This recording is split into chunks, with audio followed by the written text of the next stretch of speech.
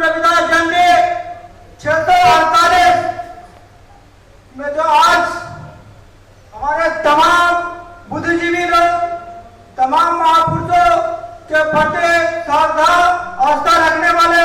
लोग जो आज आए हैं, उनको राहुल रविदास की तरफ से बहुत बहुत दिल से धन्यवाद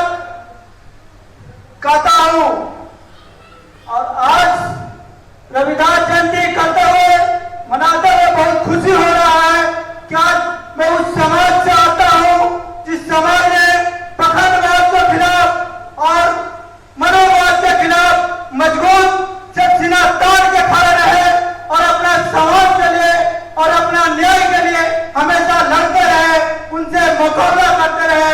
तो आज इसके लिए आज बहुत हमें गर्व होता है और बहुत खुशी होता है कि ऐसे महापुरुषों को हम जयंती मना रहे हैं। और गर्व से हम कहते हैं, बिहार से रहते, तेलंगाना से गर्व से कहते हैं, हम चमार हैं और रहेंगे चमार,